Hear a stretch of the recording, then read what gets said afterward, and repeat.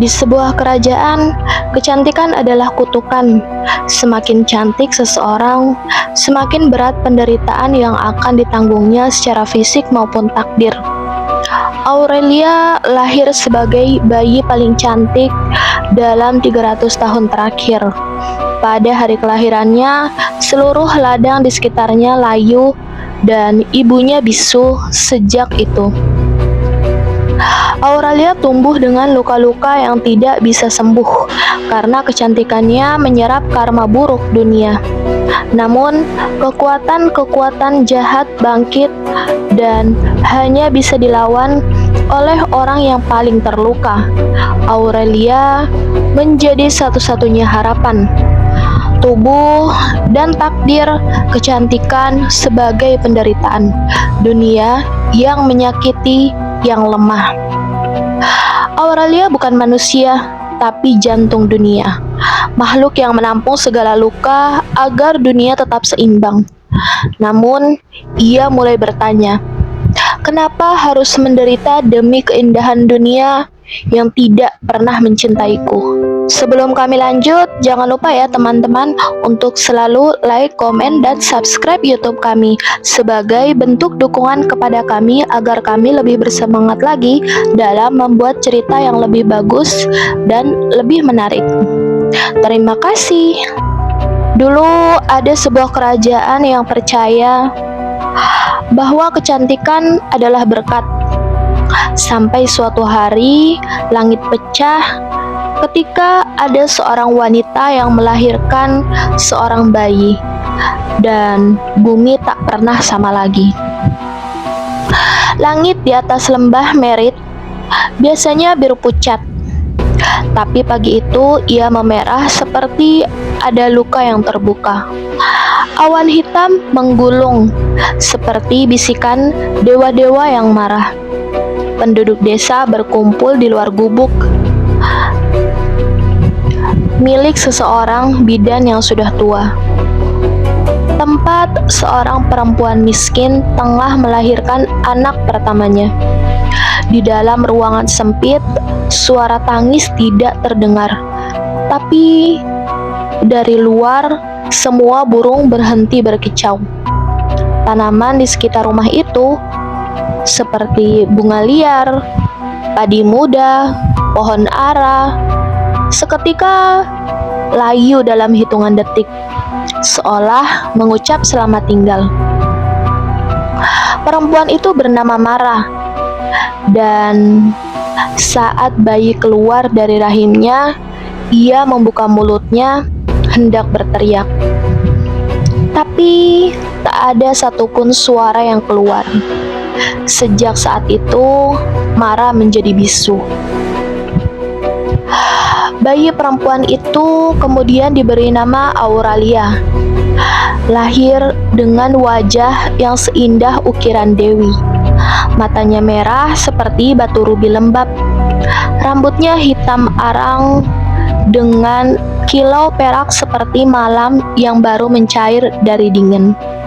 Namun bidan tua yang membantu persalinan justru jatuh terduduk ketakutan. Ia melihat bayangan masa kecilnya yang terluka saat menatap bayi itu. Tak ada satupun yang berani menyentuh kulit Aurelia lebih dari beberapa detik. Karena rasa nyeri yang merayap naik ke lengan mereka, lalu ke dada, lalu ke kepala. Penduduk desa mulai berbisik, itu bukan anak manusia. Dia membawa kutukan para dewa yang sedang retak. 3 hari kelahiran Aurelia, sungai yang mengalir di desa berubah menjadi merah muda. Seakan malu melihat dunia. Ikan-ikan mati tanpa sebab. Tanah menjadi kering, tapi hanya di sekitar rumah Mara. Tapi anehnya, bunga mawar hitam bermekaran di ranjang Aurelia. Mawar yang hanya tumbuh dalam legenda yang konon menandakan keindahan yang membawa kehancuran. Mara memandangi bayinya setiap hari. Dengan jemari gemetar, ia menyentuh pipi Aurelia yang lembut. tapi tubuhnya sendiri mulai memucat seiring waktu. Ia ingin menyanyi untuk anaknya, ingin mengucap nama Auralia dengan penuh cinta. Namun suaranya tak pernah kembali. Ia hanya bisa menulis satu kata di dinding rumahnya. Maaf. Malam hari, bintang-bintang tidak muncul. Hanya satu cahaya tunggal yang ada di langit. Bukan bulan, bukan juga komet. Tapi retakan halus di langit itu sendiri. Beberapa tetua desa membungkuk dalam doa panik, mengingat ramalan kuno yang telah dilupakan. Jika bayi terlahir dengan wajah dewa dan langit retak saat ia menangis, maka ia bukan anak manusia, melainkan jantung dunia. Dan penderitaan akan mencari rumah dalam dirinya. Dan tiba-tiba saja bayi itu tersenyum untuk pertama kalinya. Hari itu langit jatuh bukan karena kemarahan, tapi karena dunia tak siap menerima sesuatu yang terlalu indah untuk dibiarkan hidup tanpa penderitaan. Beberapa anak lahir dengan tawa, beberapa dengan tangis. Tapi Auralia lahir dengan diam, dan ketika ia menangis tak ada air, yang ada hanya rasa sakit yang tumbuh tanpa suara.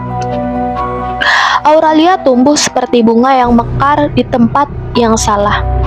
Pada usia 3 tahun, kulitnya seputih susu mentah. Rambutnya menjuntai seperti malam yang jatuh terlalu cepat, dan matanya seperti masih merah darah, memantulkan dunia yang tidak siap memandangnya kembali. Anak-anak lain berhenti bermain saat ia lewat. Seekor anjing pernah menyalak padanya sampai mati kejang. Seekor burung pernah bertengkar di jendela kamarnya, menatapnya, lalu membenturkan kepalanya ke kaca hingga lehernya patah. Ibu-ibu di desa mulai menyuruh anak-anak mereka menjauh. Jangan menatap matanya. Kau bisa lupa siapa dirimu sendiri. Usia 4 tahun, luka pertama muncul di tubuh Auralia. Bukan dari terjatuh, bukan dari terbakar, tapi dari dalam kulitnya sendiri. Seolah tubuhnya sedang dihukum oleh sesuatu yang tak kasat mata. Awalnya hanya satu, luka kecil di punggung seperti digores duri. Lalu 2, 3, 7. Lukanya tidak berdarah tapi membiru, tidak membusuk tapi menyebar. Mara, ibunya, hanya bisa menatap dengan mata berkaca-kaca. Ia menulis kalimat di lantai rumah dengan kapur putih. Anakku yang indah. Tapi dunia tidak pernah tahu cara mencintai sesuatu yang indah tanpa melukainya. Auralia tidak bisa menangis seperti anak-anak lain. Setiap kali ia merasa sedih, matanya menghangat. Tapi tak ada satu tetes pun jatuh. Yang muncul adalah rasa berat di dadanya. Dan setiap kali rasa itu datang, ada luka baru di tubuhnya. Dokter kerajaan yang dikirim secara rahasia untuk memeriksanya berkata dengan wajah pucat, "Tidak ada penyakit. Anak ini menanggung sesuatu yang bukan miliknya." Malam-malam panjang berlalu. Auralia tidak merengek, tidak berteriak. Ia hanya duduk diam di balik jendela menatap langit, berharap bintang mau kembali. Tapi langit tetap kosong, dan tubuhnya makin penuh goresan. Mara mencoba segala hal, menyalakan lilin pada malam hari, menyanyikan lagu dalam hati, merangkai bunga-bunga di sekitar tempat tidur Auralia. Namun setiap bunga yang ia letakkan di sana berubah menjadi hitam keesokan harinya. Setiap malam Auralia bermimpi, bukan tentang monster atau hantu, tapi tentang wajah-wajah orang asing yang menangis. Wajah-wajah yang tak ia kenal, tapi kesedihannya terasa seperti miliknya sendiri.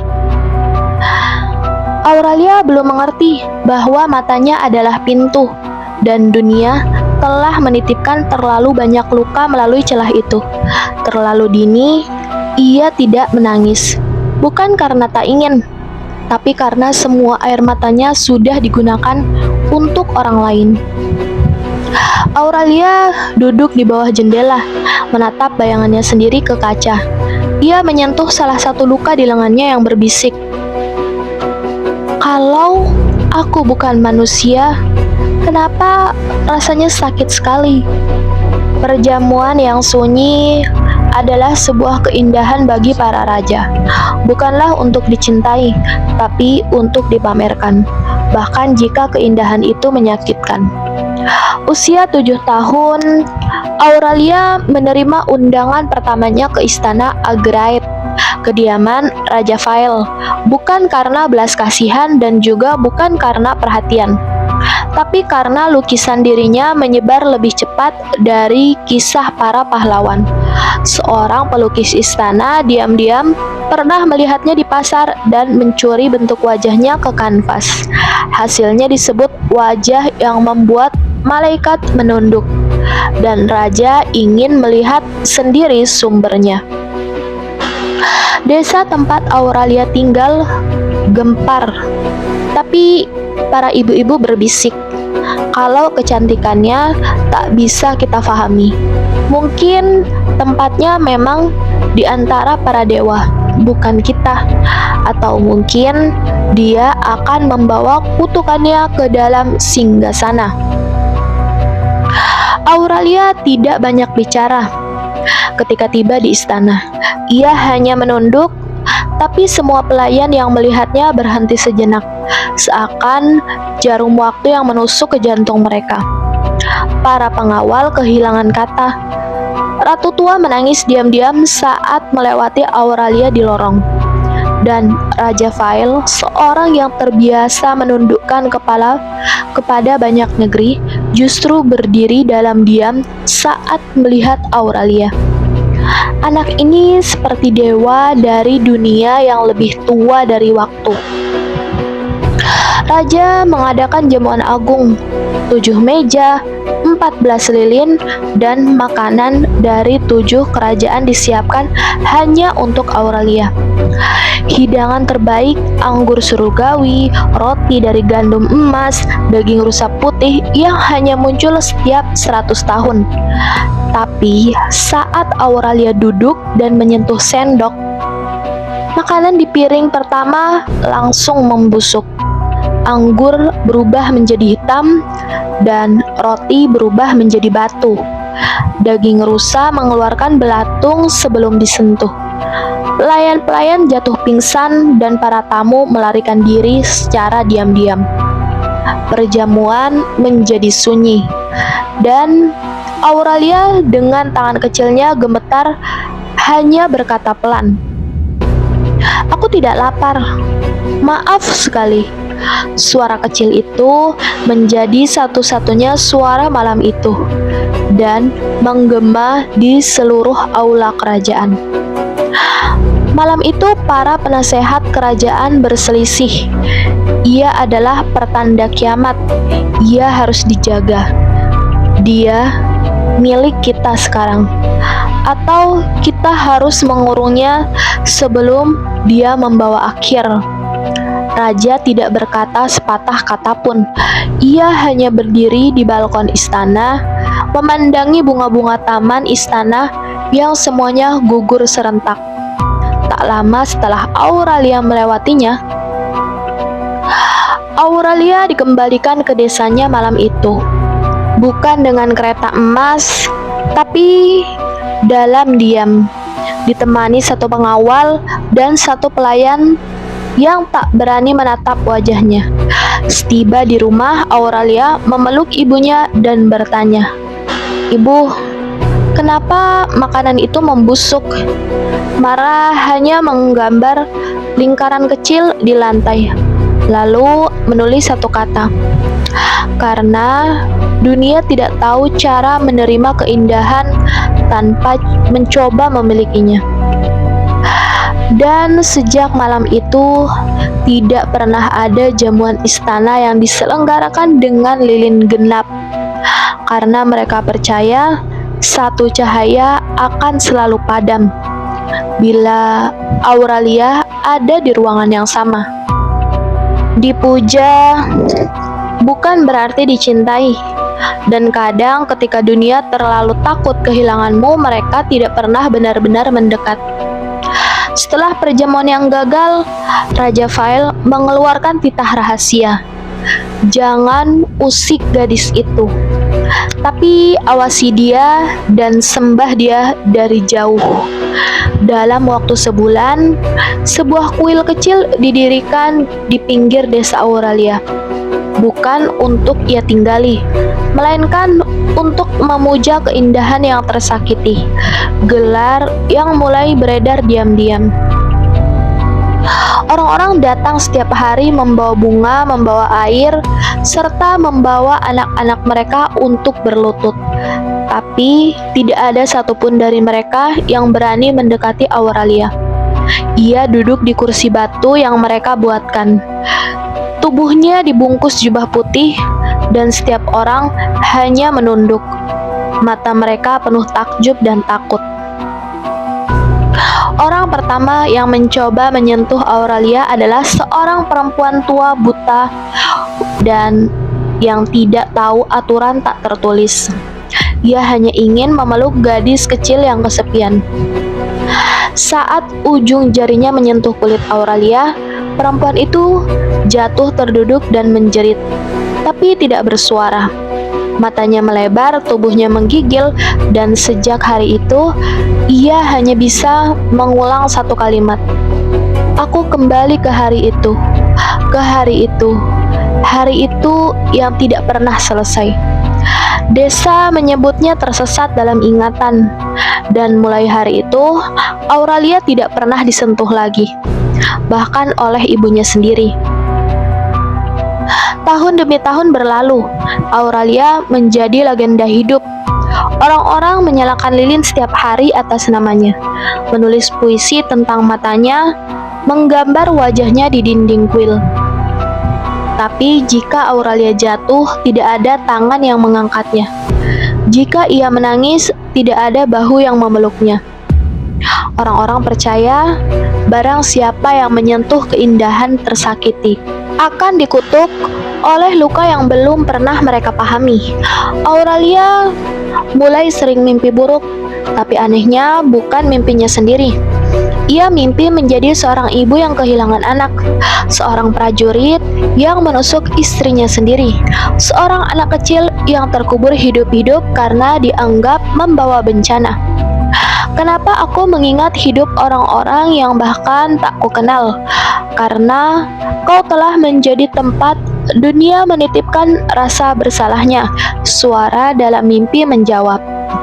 Pada usia 9 tahun, Auralia menjadi sesuatu yang tidak bisa difahami, terlalu suci untuk disentuh, terlalu manusia untuk diabaikan, namun terlalu cantik untuk dicintai. Ia duduk di depan kuil suatu malam, seorang diri, dan berbisik, "Jika aku adalah berkah, kenapa tidak ada yang mau berbagi rasa denganku?" Namun, langit tetap diam, dan satu bintang jatuh, tapi tidak membuat siapapun menoleh. Ada tubuh yang dipuja tanpa pernah disentuh. Ada hati yang dikelilingi ribuan cahaya, tapi tetap membeku. Dan di tengah semua itu, seorang anak bernama Auralia mulai menyadari bukan kutukannya yang paling menyakitkan, tapi kesepian yang ditinggalkannya. Ada luka yang tak keluar lewat darah, ada jawaban yang tak diucap karena terlalu berat untuk didengar. Auralia tumbuh dalam dunia yang selalu diam di dalam rumahnya. Tidak ada suara nyanyian, tidak ada doa terucap, tidak ada kata "aku cinta kamu" yang diucapkan dengan bibir. Hanya jemari Mara yang menulis kata-kata di tanah dengan arang.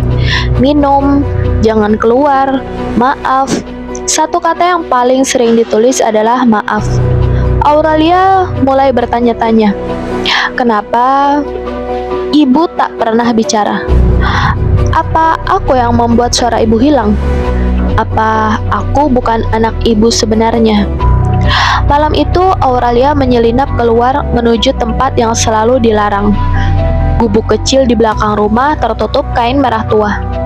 Di dalamnya terdapat tumpukan benda-benda kuno, mantra-mantra sobek, cermin pecah, dan sehelai jubah ritual yang pernah berkilau, tapi kini menghitam di tepinya. Di antara barang-barang itu, ia menemukan lembaran puisi tanpa nama.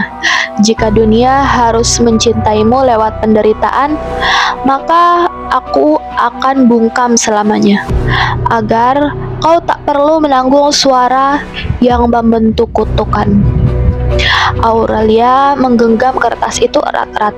Tangannya gemetar. Ia tahu ibunya tidak kehilangan suara karena kutukan, tapi karena pilihan. Di malam yang sama, Auralia bermimpi. Ia melihat ibunya masih muda dan tersenyum, duduk di tengah lingkungan perempuan berpakaian merah. Mereka menari, mereka menyanyi di tengah mereka. Sebuah wadah perak berisi air bening. Air ini akan memanggil makhluk penampung luka, kata salah satu dari mereka. Ia akan lahir dari rahimmu, tapi kau tak boleh menyebut namanya, atau kau akan kehilangan dia, atau dirimu sendiri. Mara dalam mimpi menunduk. Jika harus memilih kehilangan suara atau kehilangan anakku, aku akan memilih diam. Dan saat Auralia dilahirkan, suara Mara menguap seperti kabut. Pagi hari, Auralia mendapati ibunya duduk di lantai, menggambar lingkaran di tanah. Kali ini bukan hanya satu kata, tapi kalimat. Aku diam karena aku mencintaimu. Kau bukan kutukan. Kau menyimpan luka kami. Aku ingin bicara, tapi kalau aku bicara, luka itu akan kembali ke tubuhmu. Auralia menangis, tapi lagi-lagi tidak ada air mata.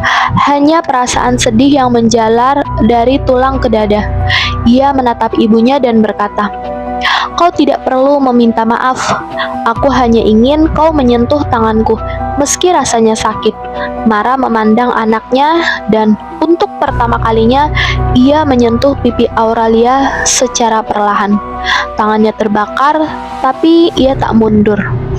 Mara kehilangan suara untuk menjaga suara anaknya tetap hidup. Tapi suara cinta tidak selalu berbunyi. Kadang ia hanya terasa di luka yang tetap hangat meski dunia membeku. Beberapa keindahan tidak untuk dipeluk, tapi untuk dimiliki. Tidak untuk dibunuh, karena ia tidak hidup di dunia yang sama denganmu. Titah yang dibisikkan malam hari. Di dalam menara belakang istana Argraed, Raja Vael menggelar pertemuan rahasia. 4 penasihat hadir dan 1 nama disebut berulang kali. Dia adalah Auralia. Kecantikannya mengacaukan persepsi para prajurit. Para rakyat lebih mencintainya daripada hukum. Bahkan ratu menyebutnya dalam doanya. Raja tidak menjawab. Ia hanya menunjuk sebuah dokumen, surat eksekusi tanpa jejak. Pembunuh bayaran tertua di kerajaan Eirfan dipanggil. Eirfan dikenal sebagai legenda yang berjalan tanpa suara, tidak pernah gagal, tidak pernah ragu, tidak pernah menyimpan rasa. Bunuh gadis itu sebelum cahaya keempat. Pastikan tidak ada yang tahu. Jangan menatap matanya terlalu lama. Ia menyeringai, "Aku tidak takut pada anak kecil."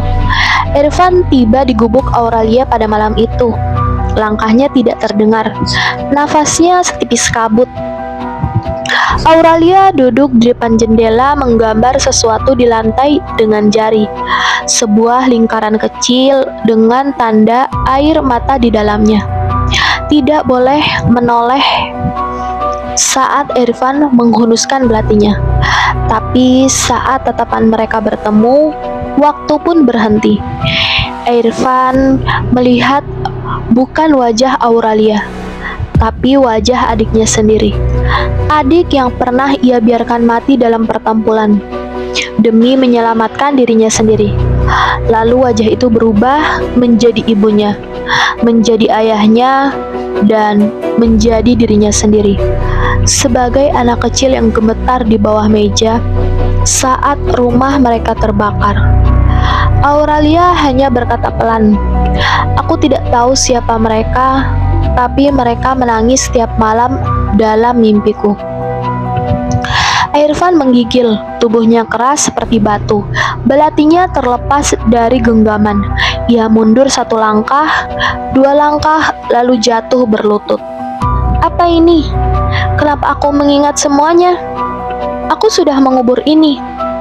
Auralia menatapnya tanpa marah, tanpa takut, karena saat kau menatapku, kau tidak melihat aku. Kau melihat luka yang selama ini kau tinggalkan sendiri di belakang kepalamu. Malam itu, Irfan tidak membunuh Auralia. Ia berjalan kembali ke kota dengan mata kosong, tidak berbicara, tidak menerima upah, dan tidak menerima tugas lagi. Beberapa orang mengatakan ia duduk setiap hari di tepi sungai, membisikkan nama-nama orang yang sudah mati. Beberapa orang bisa dibunuh oleh pedang, tapi Auralia membunuh tanpa menyentuh. Karena siapapun yang menatapnya harus melihat diri mereka sendiri. Dan tidak semua orang siap untuk itu. Sejarah yang paling berbahaya bukan yang dilupakan, tapi yang sengaja disembunyikan. Setelah pertemuan dengan si pembunuh yang gagal, Auralia mulai mengalami mimpi berulang. Dalam mimpinya, ia berada di dalam gua yang diterangi cahaya merah. Dinding gua dipenuhi lukisan-lukisan tua. Sosok perempuan berdarah, mata merah, dan tubuh yang meneteskan sebuah cahaya dari luka-lukanya. Suatu malam, ia mengikuti suara mimpi itu hingga ke tebing barat hutan, di mana legenda berkata tidak seorang pun boleh melangkah lebih dari 7 langkah di sana. Ia menemukan gua, tempat yang ada hanya dalam mimpinya. Di dalam gua, Auralia menyalakan api kecil. Cahaya api memantul pada dinding, dan disitulah ia melihatnya. Lukisan-lukisan dinding berusia ribuan tahun, semua menggambarkan satu sosok, perempuan dengan wajah tidak tergambar. Tubuhnya penuh luka terbuka. Dari setiap luka tumbuh pohon, bunga, sungai, atau makhluk hidup. Luka-lukanya menciptakan kehidupan. Di bawah salah satu lukisan terukir kalimat dalam bahasa kuno. Dari tubuh yang retak, dunia disambung. Dari rahim yang tidak ternama, ada keadilan yang dilahirkan. Auralia menemukan artefak batu, 7 ukiran, nama perempuan yang tak tercatat dalam buku sejarah manapun.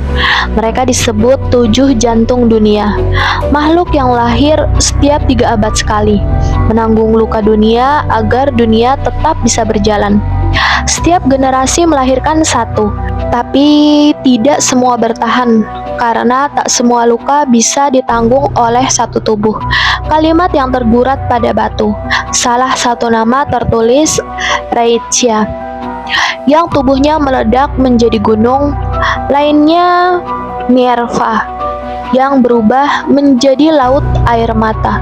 Yang ketujuh tidak ada nama, hanya simbol lingkaran kecil pada titik merah di tengah. Simbol yang selalu Auralia gambar sejak kecil. Auralia sadar dunia pernah tahu tentang mereka, tapi memutuskan untuk melupakan. Kenapa? Karena terlalu menyakitkan mengingat bahwa keseimbangan dunia dibangun atas penderitaan satu makhluk. Lebih mudah menyebutnya kutukan, lebih nyaman menyembah dari jauh, lebih aman membuat keindahan menjadi mitos daripada menerima. Kita hidup karena ada seseorang yang menahan luka kita. Auralia duduk di depan lukisan terakhir. Seorang perempuan, separuh tubuhnya berubah menjadi akar. Separuh lagi menjadi cahaya yang pecah di wajahnya. Matanya merah seperti miliknya sendiri. Mereka tidak mencatat nama kita. Mereka tak ingin mengingat siapa yang telah mereka korbankan. Auralia menyentuh dinding gua dan dari jarinya mengalir darah ringan, tapi tidak ada rasa sakit. Dan di dinding yang kosong muncul lukisan baru, yaitu wajah Auralia. Wajah perempuan ke-8, wajah dari luka yang belum selesai. Legenda tidak pernah benar-benar mati. Ia hanya menunggu tubuh baru yang cukup hancur agar bisa dihuni. Luka yang tidak disembuhkan akan mencari jalan keluar, kadang dalam bentuk gempa, kadang dalam bentuk bayangan yang tidak ingin lagi diam. Malam itu langit berwarna keabu-abuan, sunyi menggantung seperti embun yang terlalu berat untuk jatuh, dan lalu tanah bergetar. Di seluruh wilayah kerajaan Agraet, dari seluruh kota pusat hingga lembah-lembah desa, tanah mulai merekah. Bukan hanya gempa biasa, tapi getaran yang membawa suara-suara aneh seperti tangisan yang ditarik dari perut bumi. Di pasar, piring-piring pecah sebelum disentuh. Di kuil, patung-patung suci menghitam dari leher ke bawah. Di istana, cermin-cermin retak dan wajah para bangsawan berubah bentuk saat dipantulkan. Dunia sedang bersuara, bisik para tetua, dan suara itu bukan untuk manusia. 2 hari setelah gempa pertama, makhluk-makhluk mulai muncul. Bukan monster dari luar, melainkan bayangan berwujud rasa bersalah, trauma dan dendam yang tidak pernah terselesaikan. Di desa Silet, seorang ibu melihat bayangan anaknya yang telah mati karena kelaparannya sendiri. Di barak prajurit, seorang perwira bermimpi setiap malam disayat oleh semua orang yang pernah dibunuh. Mereka disebut bayang-bayang tanpa daging. Makhluk yang tidak bisa dibunuh karena mereka bukan daging, tapi rasa sakit yang belum selesai. Auralia duduk di atas batu di tebing tempat gua kuno berada. Sejak gempa pertama, lukanya bertambah, tapi bukan dari tubuhnya sendiri, melainkan dari luka orang lain. Ketika seseorang di desa menangis, tangisnya muncul sebagai goresan di punggung Auralia. Ketika seseorang membunuh diri, dada Auralia terasa kosong seperti lubang. Mara menatapnya dengan mata penuh air, tapi seperti biasa tidak bisa berkata apa-apa. "Aku bisa merasakannya, Bu," kata Auralia. "Dunia sudah bocor. Mereka keluar dan mereka lapar." Di istana, Raja Fael memerintahkan pasukan khusus untuk menyerang bayang-bayang itu. Tapi setiap pasukan yang dikirim kembali dalam keadaan gila. Ada yang membunuh bayangannya sendiri dan hilang suara. Ada yang berteriak di malam hari memohon pada ibunya yang sudah mati. Raja akhirnya menemui penasihat tua yang pernah diasingkan, seorang penjaga teks purba, dan ia bertanya, "Apa yang terjadi pada dunia?" Penasihat menjawab, "Yang kau sebut dunia, yang mulia, sedang muntah dari luka-luka yang tidak pernah kau sembuhkan." Auralia duduk sendirian, di sekelilingnya bayang-bayang mulai berkumpul, tapi tidak menyakitinya, tidak menjerit, dan tidak mengganggu. Mereka hanya berdiri seperti sedang menunggu perintah, karena mereka tahu Auralia adalah pintu, dan pintu itu sudah terbuka sedikit. Kalau mereka datang dari luka dunia, lalu siapa yang harus mengusir mereka? Atau apakah mereka memang seharusnya tinggal? Kau bisa mengubur rasa sakit, tapi tanah mengingat, dan ketika dunia mulai pecah, bukan kehancuran yang muncul pertama kalinya, melainkan semua hal yang kau pikir sudah selesai. Apa yang terjadi saat dunia tak lagi bisa memantulkanmu, saat kau hilang bukan dari pandangan orang lain, tapi dari dirimu sendiri. Tepat saat matahari keempat tenggelam pasca gempa, sebuah kejadian aneh menyebar dari istana ke seluruh penjuru kerajaan. Semua cermin besar, kecil, tua, baru, semuanya pecah secara serempak tanpa disentuh. Di kamar ratu, cermin rias meledak. Di ruang ibadah, cermin air menjadi keruh dan berubah menjadi darah. Bahkan air yang tenang di kolam istana menolak memantulkan wajah siapapun.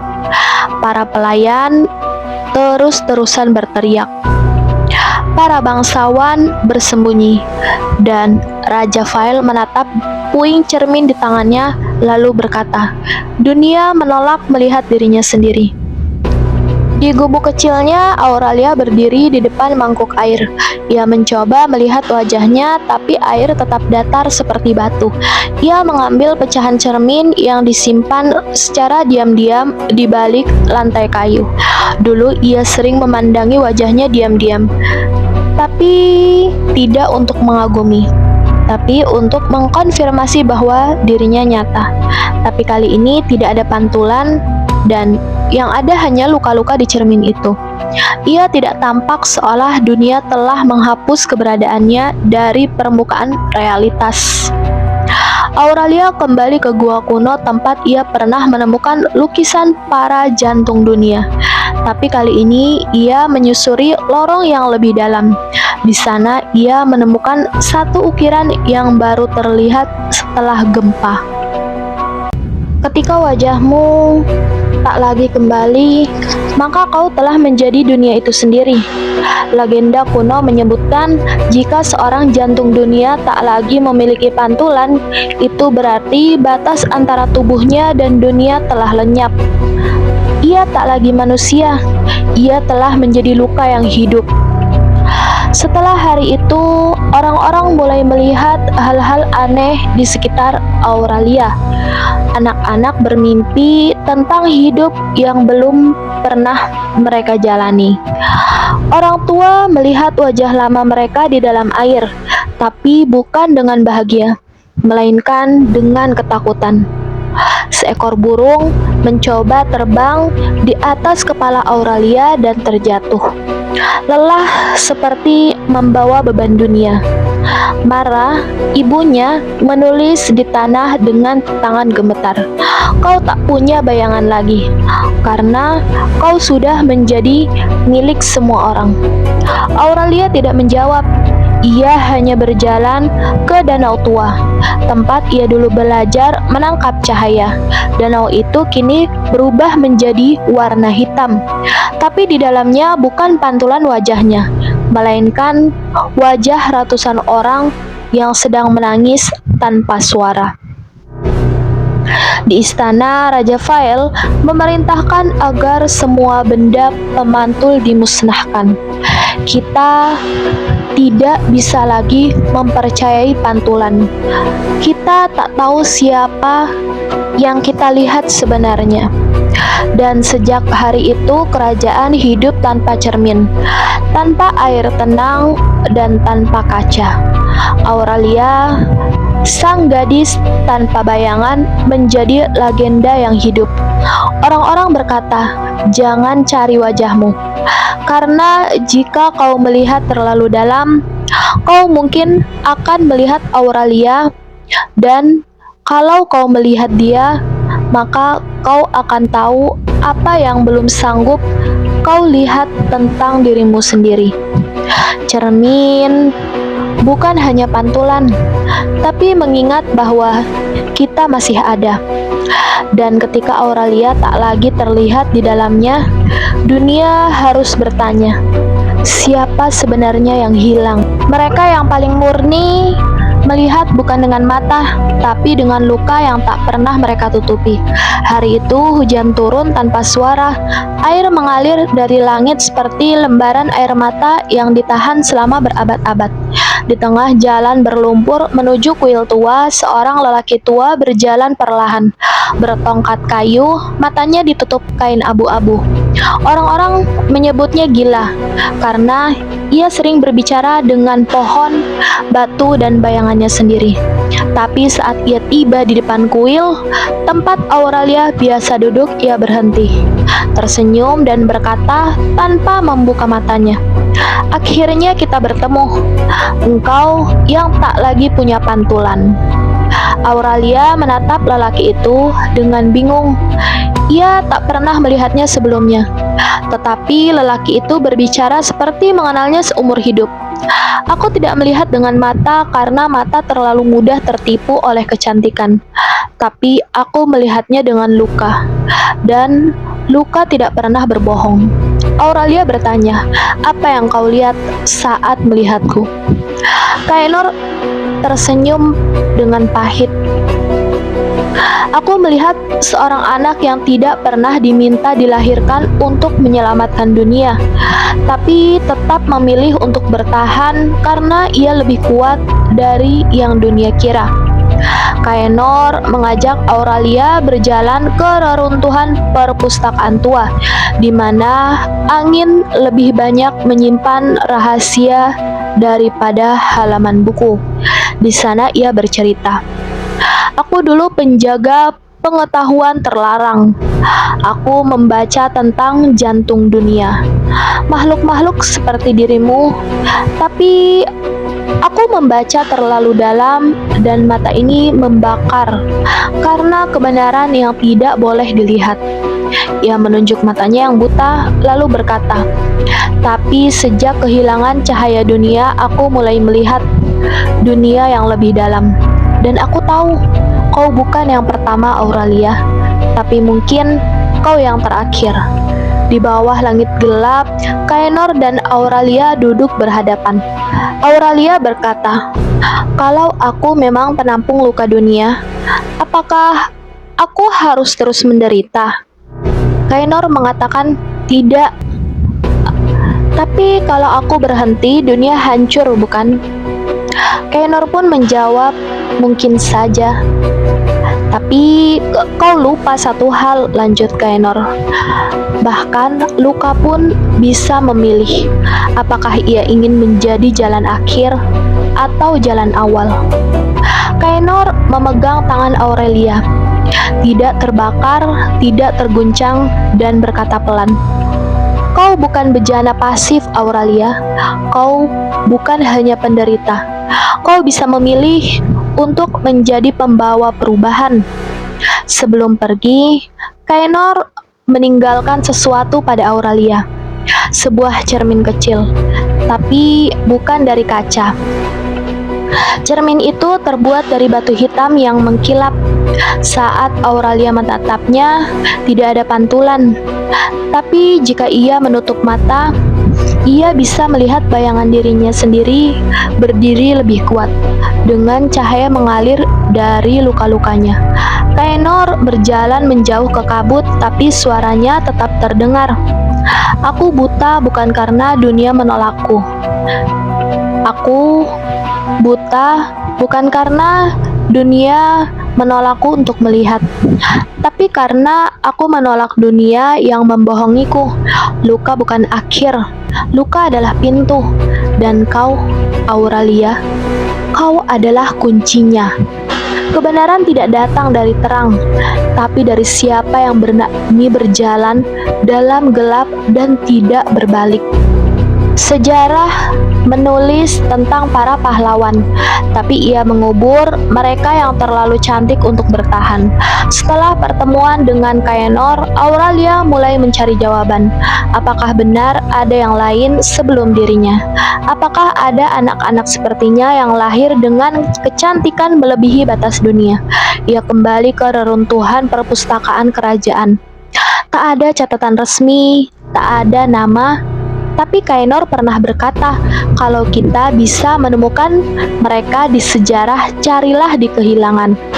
Dan disinilah ia menemukannya, dalam laporan-laporan kematian bayi, di buku-buku penduduk yang hilang, dalam puisi-puisi rakyat yang tidak pernah dibukukan.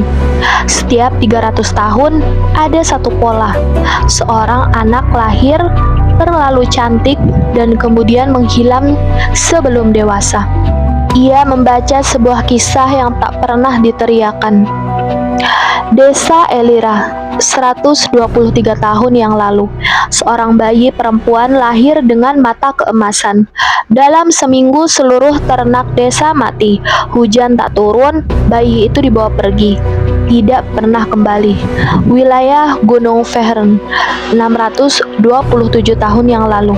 3 anak lahir di bulan yang sama, semua terlalu cantik untuk dianggap alami.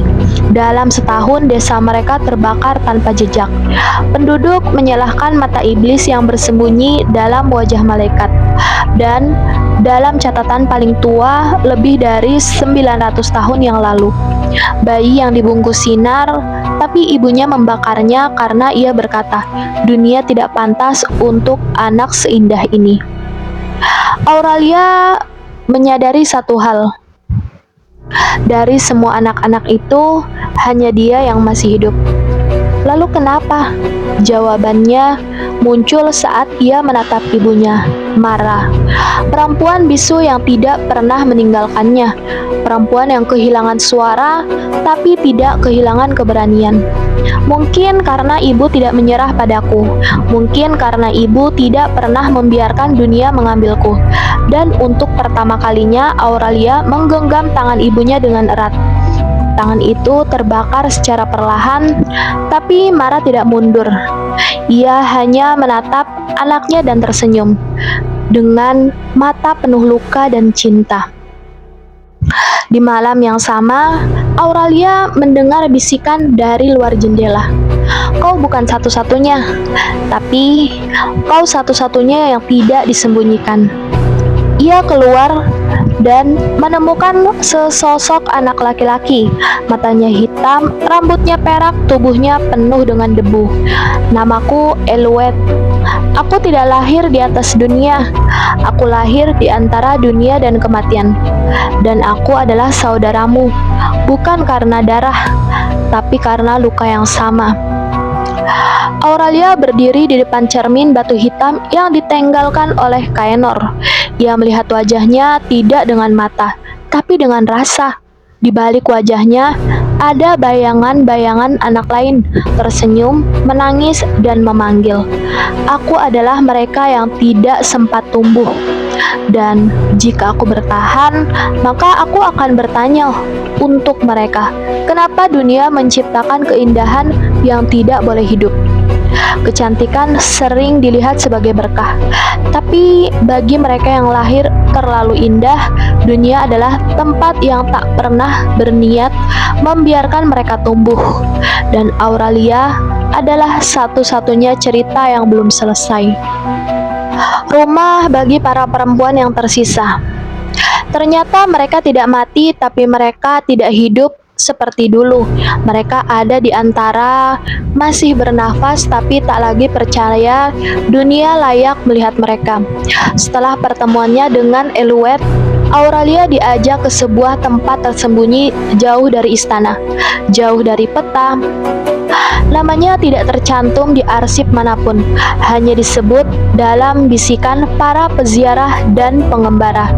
Desa Asera, tempat perempuan-perempuan yang menolak mati, tapi tak sanggup untuk kembali. Perjalanan ke sana itu penuh sunyi, bahkan angin tidak berbicara. Bunga-bunga tumbuh tanpa warna, air tidak mencerminkan apapun. Desa itu seperti lukisan yang robek setengah. Rumah-rumah sederhana berdiri rapi, tapi tidak ada suara tawa, tidak ada anak-anak, dan tidak ada pria.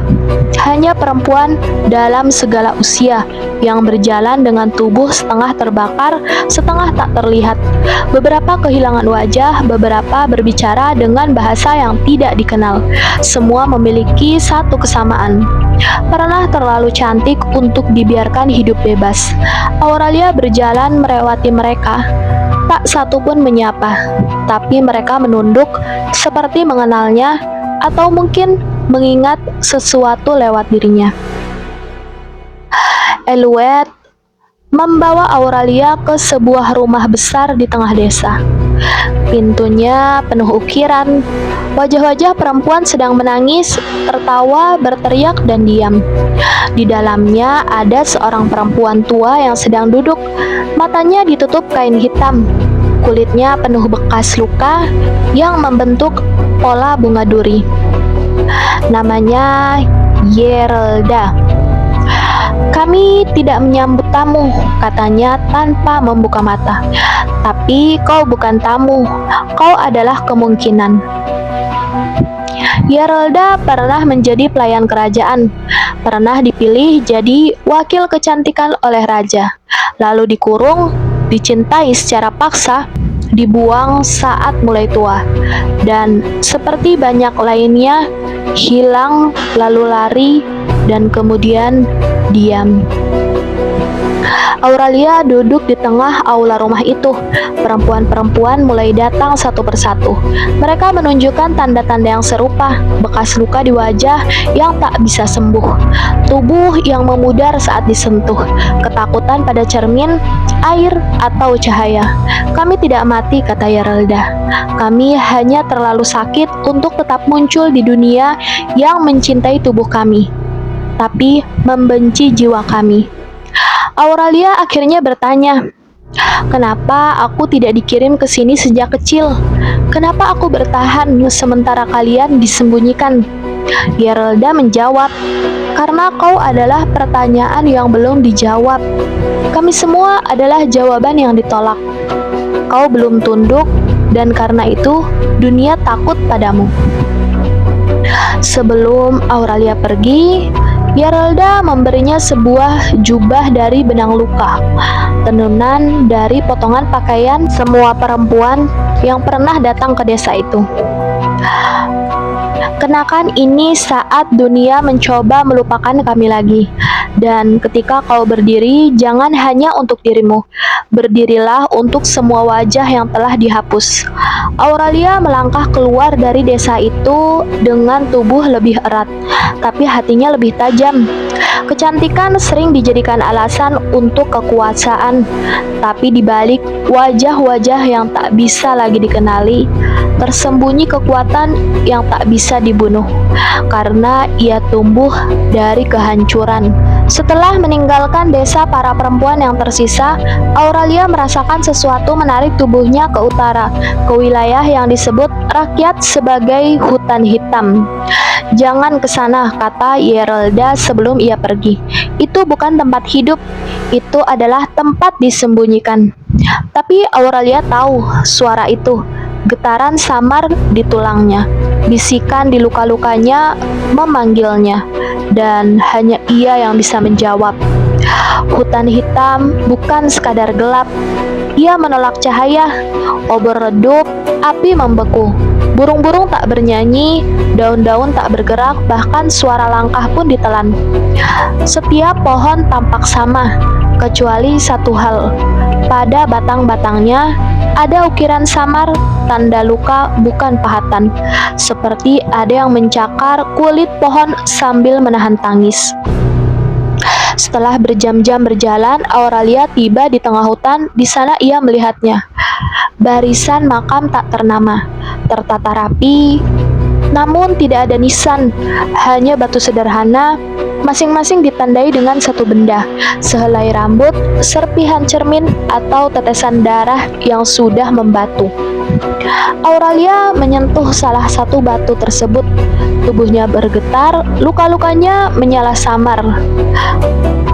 ingatan yang bukan miliknya melintas. Ada seorang gadis diikat di tengah kota karena terlalu cantik untuk dibiarkan bebas. Seorang remaja diasingkan ke puncak gunung setelah desa gagal panen. Seorang ibu yang mengubur bayinya sendiri agar tak diburu tentara raja.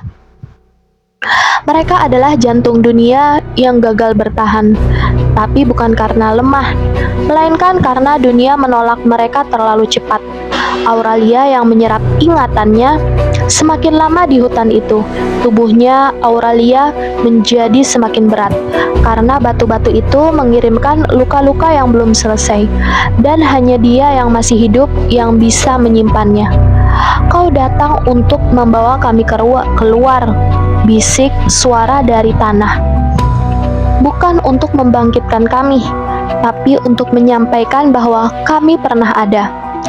Auralia jatuh berlutut di tengah makam terakhir.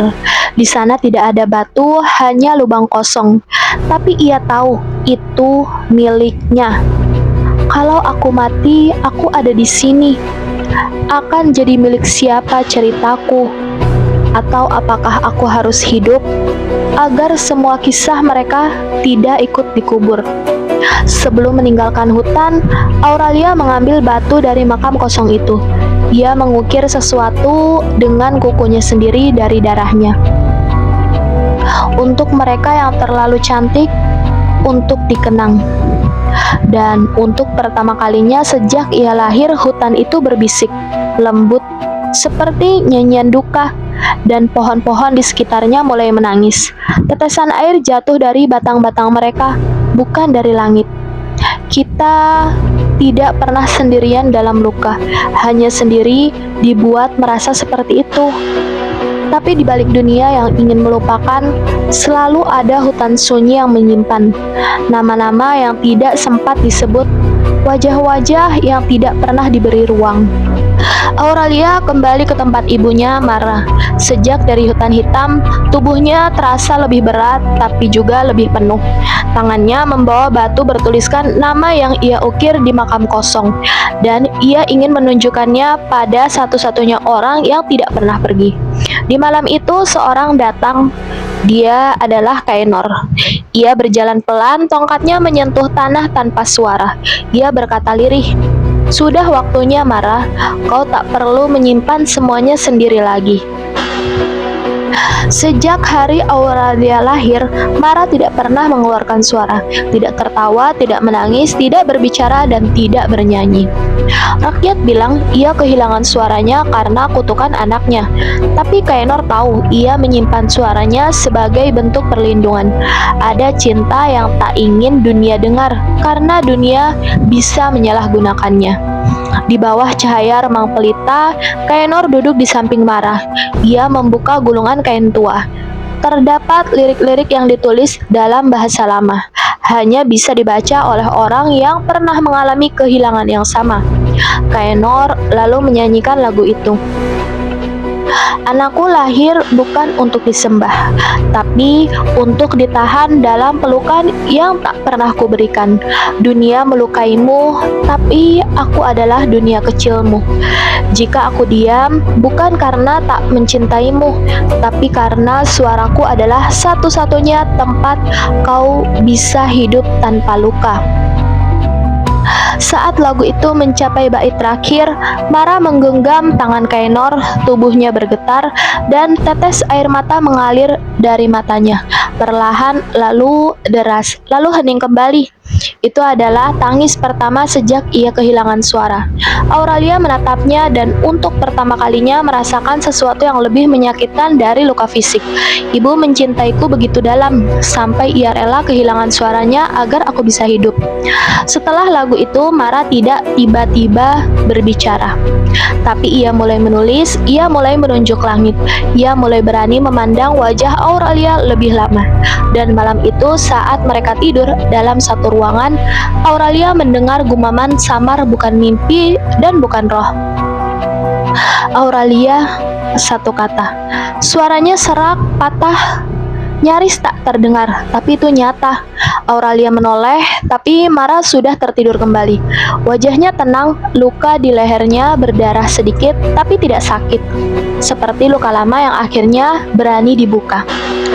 Kadang cinta tidak perlu dinyatakan keras-keras. Ada makhluk yang tidak membunuhmu dengan senjata, tapi dengan membuatmu berhenti merasa, dan saat itu terjadi, kau masih hidup, tapi bukan lagi manusia. Setelah hujan, ketiga bulan gelap, makhluk-makhluk dari tanah luka mulai naik ke permukaan. Mereka tidak datang dalam wujud yang sama. Ada yang berupa kabut, ada yang seperti anak kecil tertawa, ada pula yang menyerupai orang yang paling dirindukan. Namun, satu ciri selalu sama. Mereka tidak bisa disentuh, tapi mereka bisa tinggal dalam dada manusia. Penduduk menyebut mereka pemakaman perasaan, karena siapapun yang dilalui kehilangan satu bagian emosinya tanpa sadar. Seorang ibu tidak lagi bisa bersedih karena anaknya mati. Seorang kesatria tidak lagi merasa bangga atas keberaniannya. Seorang penyair berhenti menulis karena kata-katanya tidak menyentuhku lagi. Di seluruh penjuru Agraet, dunia mulai kehilangan warna emosinya. Tawa terdengar kosong, tangis seperti bunyi mekanik. Doa-doa di kuil dibaca tanpa getaran dada. Auralia merasakan efeknya dari jauh. Tubuhnya mulai dingin, tapi luka-lukanya justru semakin menyala, seolah ia menolak untuk dihisap. Mereka memakan rasa, tapi aku adalah luka yang terdiri dari rasa itu sendiri.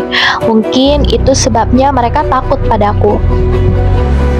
Di tengah malam saat kabut turun dan dunia hening seperti menahan nafas, Auralia bertemu satu dari mereka.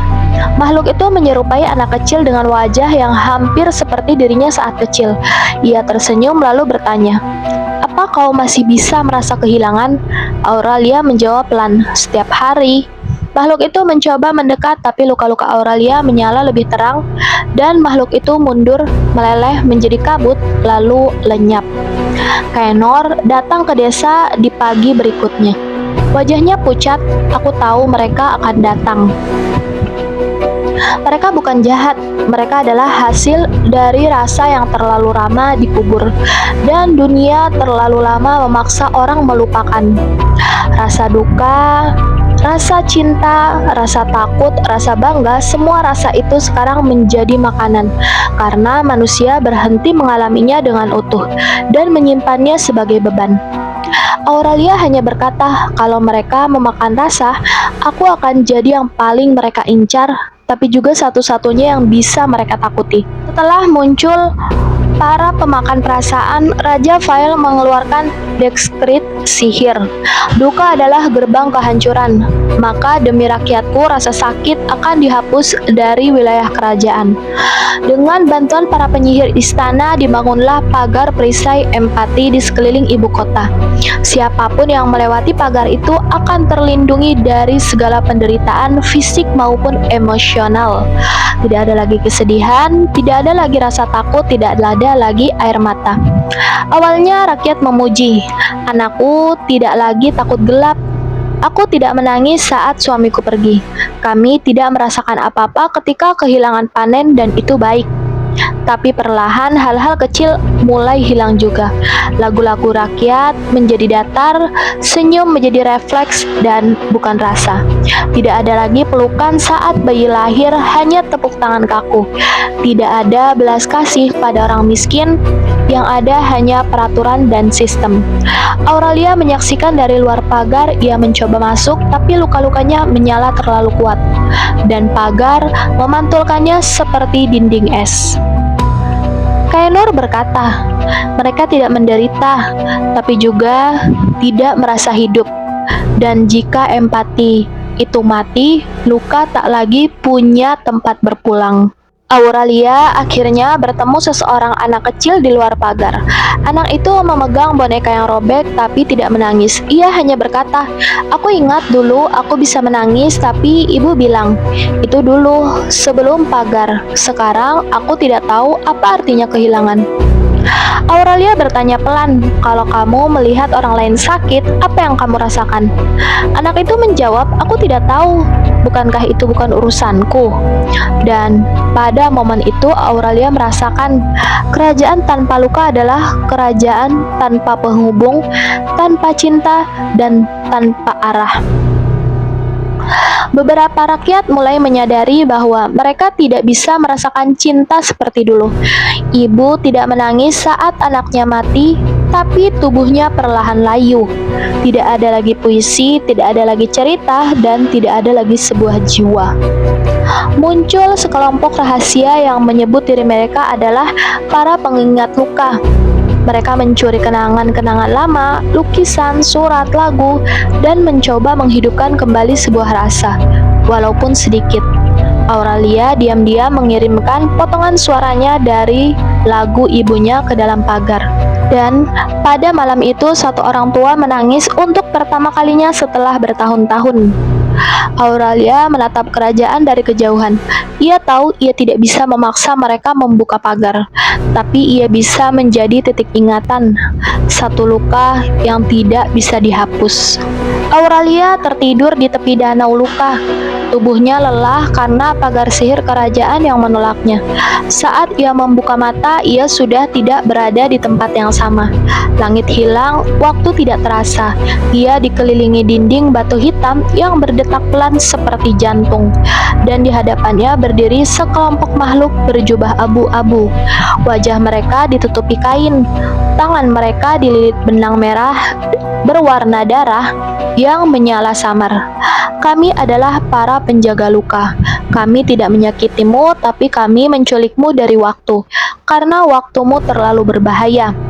Mereka membawanya ke ruang bawah tanah yang begitu dalam sehingga suara dunia di atas tak lagi terdengar. Tempat itu tidak dibangun, tapi tumbuh dari penderitaan. Di sana terdapat lemari kaca berisi tangis-tangis yang tak pernah sempat dikeluarkan. Dindingnya tertulis dengan catatan rahasia, kisah perempuan, anak-anak, rakyat yang dihapus dari sejarah. Ada ruangan yang menyimpan bau kematian yang tidak diberi upacara. Dan yang paling dalam, sumur tanpa dasar, tempat luka-luka terberat dibuang agar tidak pernah naik ke atas permukaan dunia. Aurelia berdiri di tengah tempat itu dan luka-lukanya mulai menyala seperti disapa oleh saudara-saudaranya yang lama. Salah satu penjaga yang suaranya tua dan lapuk berkata, "Kami menjaga luka agar dunia tetap berjalan. Karena jika semua luka muncul bersamaan, dunia akan retak. Tapi kehadiranmu, Aurelia, mengguncang keseimbangan. Kau membuat luka-luka lama hidup kembali." Mereka bergetar, mereka memanggil, dan jika itu terjadi, kami tidak bisa lagi menutup sumur. Di ruang bawah tanah itu, waktu tidak berjalan seperti biasa. Aurelia melihat versi dirinya dari masa kecil menangis lalu menghilang. Ia melihat ibunya di usia muda berlari sambil memegang bayi. Ia melihat perempuan-perempuan lain yang mirip dengan dirinya dalam kehidupan yang tidak pernah jadi kenyataan. Waktu runtuh tapi luka tetap ada, dan dari kegelapan sumur muncul suara, "Kau adalah kami yang tidak sempat tumbuh. Jika kau diam, kau akan menjadi kami. Tapi jika kau bicara, dunia akan pecah, tapi kami akan hidup kembali." Aurelia melangkah ke tepi sumur terakhir. Para penjaga mencoba menghentikannya, tapi tak bisa menyentuhnya karena luka-lukanya terlalu terang. Ia tidak melompat, ia hanya menyentuhkan tangannya ke dinding sumur. Dan saat itu, waktu kembali bergerak, bukan dengan dering jam, tapi dengan denyut perasaan yang bangkit satu persatu di atas dunia. Setelah keluar dari ruang para penjaga luka, Aurelia dipandu oleh bisikan dari luka-lukanya sendiri ke tempat yang tidak terpetakan. Altar Ruh Dasa konon dibangun sebelum dunia mengenal kerajaan. Hanya karena mereka yang tubuhnya menyimpan luka dunia, bukan luka pribadi, yang bisa menemukannya. Dan ketika Aurelia sampai, altar itu bergerak. Batu-batu kuno di sekelilingnya mulai menyala dengan urat emas yang hanya muncul saat pengemban luka sejati itu hadir. Auralia berlutut di altar. Ia merasa seperti tubuhnya meleleh, bukan dalam arti fisik meleleh, tapi identitasnya mencair. Ia tidak lagi merasakan dirinya sebagai satu orang, tapi sebagai ribuan suara. Anak-anak yang tidak sempat tumbuh, perempuan yang disiksa karena tubuhnya sendiri, lelaki yang dihukum karena menangis, jiwa-jiwa yang dihapus, disesatkan dan dikubur di balik definisi normal. Dan dalam detik itu detak jantungnya berubah ritme, bukan cepat atau lambat, tapi serempak dengan denyut dunia, angin, tanah, pohon, bahkan batu. Auralia berdiri tapi tubuhnya terasa seperti bukan miliknya, karena ia menyimpan terlalu banyak dan terlalu dalam. Ia bisa merasakan seorang perempuan di desa utara yang coba mengakhiri hidupnya. Ia bisa mendengar anak laki-laki di kota yang merindukan ayahnya yang hilang. Ia bisa melihat seorang pria tua yang memeluk baju istrinya yang telah tiada berulang kali dalam diam. Sebelum meninggalkan altar, Auralia melihat dirinya di genangan air suci. Bayangannya bukan lagi satu wajah, tapi ratusan wajah. Setelah peristiwa di dunia tanpa cermin dan bangkitnya bayangan-bayangan perasaan terbuang, Auralia tahu satu hal, dunia tidak bisa disembuhkan hanya dari permukaan. Harus ada yang pergi ke pusatnya, ke akarnya, ke tempat luka pertama yang melahirkan semuanya. Tanahnya retak, kata Kaenor pelan. Bukan tempat, tapi luka purba. Kau tak bisa membalutnya, hanya bisa berdiri di tengahnya dan menatapnya tanpa lari. Auralia tidak ragu, karena ia bukan lagi tubuh pribadi, tapi jantung dunia yang berani merasa. Perjalanan ke tanah retak bukan sekadar menembus jarak, tapi melewati ruang-ruang yang ditinggalkan oleh sejarah. Setiap tempat memanggil luka dalam diri Auralia. Setiap luka-lukanya tidak lagi memberontak. Mereka menyala seperti pelita yang memberi arah. Di sebuah malam yang dingin, saat angin membawa aroma besi dan bunga melati, Kaenor bicara dengan jujur. Aku dulu adalah penjaga jalan menuju tanah yang retak. Tapi aku mundur karena aku takut melihat siapa yang pertama kali melukai dunia. Takut kalau ternyata itu kita sendiri. Auralia menjawab, menatap langit yang tak berbintang. Mungkin benar, tapi menolak melihat tidak pernah menyembuhkan apapun. Kalau kita yang melukai, maka kita juga yang harus menatapnya. Bukan untuk menyalahkan, tapi untuk bertanggung jawab. Semakin dekat mereka ke tanah retak, bumi mulai berubah bentuk. Tanah tidak lagi rata, waktu bergelombang, udara terasa seperti beban dan bukan ruang. Dari kejauhan mereka melihatnya garis hitam yang membelah bumi seperti luka terbuka, dan dari sela-selanya cahaya merah samar keluar, seperti nafas lama yang tak selesai. Auralia berlutut, tubuhnya tidak kuat menahan resonansi tempat itu. Luka di tubuhnya terbuka, tapi bukan darah yang keluar, melainkan kenangan yang orang-orang lain tidak melihat. Tangisan ibu yang kehilangan anak, suara-suara doa yang ditolak, dendam yang berubah menjadi sunyi. Auralia berdiri di belakangnya Kaenor, di depannya jalan menuju pusat luka dunia. Ia tahu tempat ini tidak bisa ditaklukkan, hanya bisa ditatap. Dan ia berkata kalau dunia ingin sembuh, maka seorang harus menjadi saksi pertama dan terakhir. Setiap perjalanan besar tidak membawa jawaban. Sejak menapaki batas terdalam tanah retak, Auralia mulai merasa perubahan yang aneh. Tubuhnya tidak sakit, tapi terasa terlalu penuh. Detak jantungnya tidak seragam lagi, kadang cepat, kadang diam, seperti menahan nafas dunia.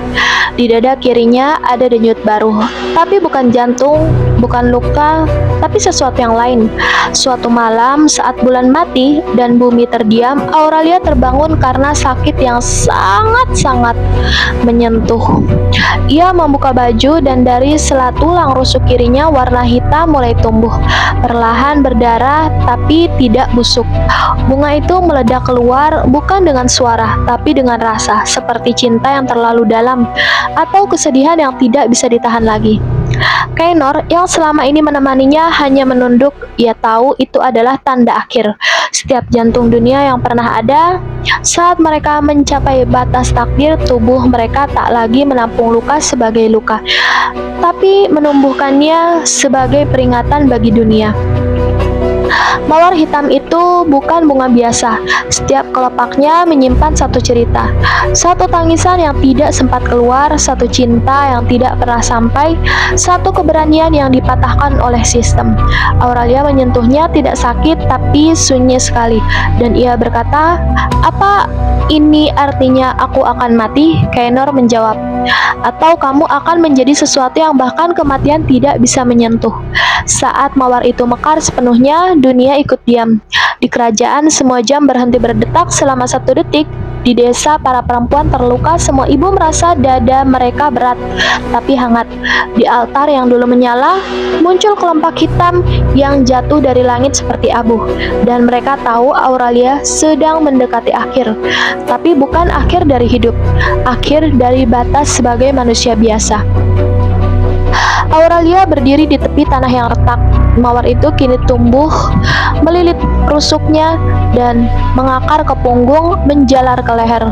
Tapi ia tidak merontah, karena untuk pertama kalinya ia tahu siapa dirinya. Setelah kepergiannya, dunia tidak jadi sempurna. Tapi ada satu perubahan kecil. Manusia bisa menangis tanpa malu. Perempuan bisa berkata, "Aku lelah," tanpa dihukum. Anak-anak tidak dibungkam ketika mereka takut. Dan di setiap rumah ada tempat untuk luka, bukan untuk disembuhkan, tapi untuk didengarkan. Dan bumi berkata, "Auralia adalah bentuk tubuhku ketika aku ingin dicintai dan bukan ditaklukkan. Ia adalah nama yang aku pakai saat ingin berkata, aku pun bisa merasa." Auralia tidak menjadi dewi, ia menjadi tanah, udara, dan gema. Ia menjadi dunia itu sendiri, agar dunia tidak lagi berbohong tentang perasaannya. Jika suatu hari kamu merasa sendiri dan luka, ingatlah bahwa kamu sedang berdiri di tubuh seorang perempuan yang mengerti segalanya. Terima kasih sudah menonton sampai akhir. Jangan lupa like, komen, dan subscribe YouTube kami ya sebagai bentuk dukungan.